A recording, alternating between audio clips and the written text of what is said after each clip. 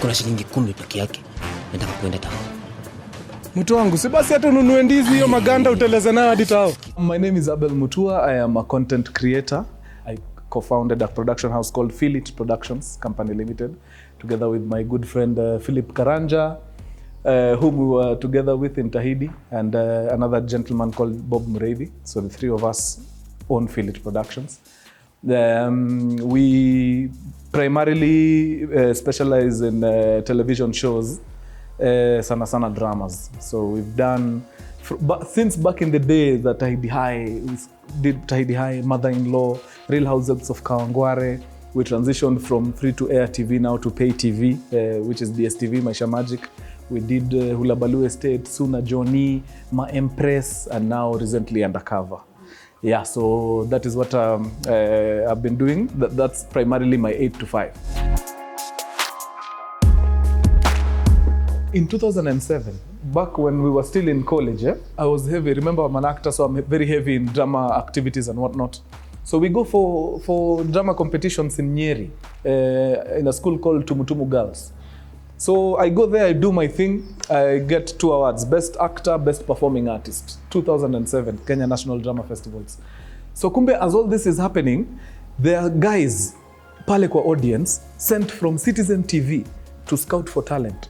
Because they had a show on TV called Tahidi High, but something happened in the 3rd season.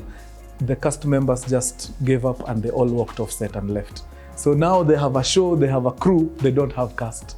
So the production assistant, one of the production assistants was sent to Nyeri to go and source for talent at the drama festivals. So a bunch of us were picked pale. And we went and auditioned now officially at Kenya National Theatre, and we were picked. And that became the best class of Tahidi High in 2007.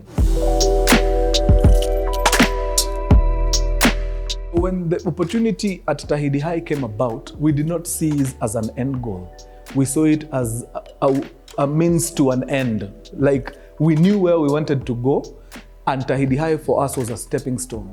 So for most of our colleagues, Tahidi High was it. And that, I think that's where the biggest disconnect started happening. So when we were doing Tahidi, at the back of our minds, we knew there was a bigger picture. So we enrolled as crew members. Philip Karanja was the production assistant. I was the screenwriter and the camera assistant, which we did for like 4 years, from 2008 to 2012. By the time we were leaving Tahidi High, we were well equipped now to run our own shows, which is exactly what we went to do. I like to refer to myself as a COVID side effect, because I am one of those people who came about as a result of COVID. So when we were all sent packing because of COVID, because production is very labor intensive and the personnel is heavy. So we couldn't assemble to produce. So we were sent home for some time, and I sat home for 3 weeks. I was like, my God, I'm going to run mad. Then wifey came up with a beautiful idea, because when we were in the house, I kept telling them stories and stories about my childhood and whatnot. That's the silly things that I used to do when I was young. And she was like, yo, man, you have such beautiful stories. I think you do people a lot of justice if you just get your stories out there. Since we are not doing it much anyway, see, record these stories, maze, weka pale nje bana wasikie. Which is exactly what we did. So just as a small phone, and we didn't even have a tripod. Tulikuwa tunabeba stools, tuna prop textbooks na dictionary, alafu tunaekelea simu hapo. Inani record hapo. I sit on just the way I'm seated here on a chair like this, and I do a story for 14 minutes. So we did that. My first story was about my humongous crush on Sanaipei Tande. Ushaisikia tu mapenzi kwa speaker za computer. As in, nilisikia verse ya kwanza, nikajiambia guy, do wife. Then we uploaded it, and my God, in 24 hours we had 100,000 views. So I saw an opportunity there. Wifey had seen it. Me, to be really honest, I didn't really think of myself as a storyteller. But after that first episode, we decided, yo, let's do this.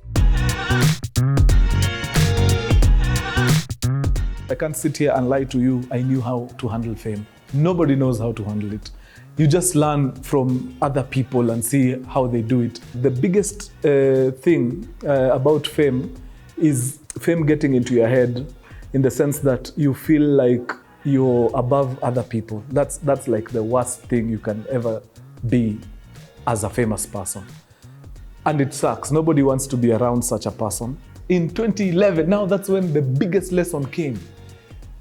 We were off air for like 1 year. Towards the end of 2012, nobody cares about you. Atimia was on Tahidi High last year but one. Nobody cared. That's when it hit me. Oh my God, you're only as good as your last show. If you have nothing to offer, my God, wewe mambo yako kwisha. So it really opened me up to a lot. Na ikakama ikanifundisha, maze, you can't be hot forever. So make sure when you're hot, unajikushon in such a way that when it comes to that time where you're not hot anymore, hauendi under. You try as much as possible to remain afloat. The average millionaire has 7 sources of income. For you to make good money, you need 7 income streams. So what does that tell you? It tells you you're very talented. That's fine. Asante sana. Keep pushing. But do not depend on your craft 100%. What else can you do? I'll give you a good example. Kanye West does not know the first thing about making shoes. But anajua Adidas ni wa deadly. Yes, hiyo ndio hustle ya Adidas.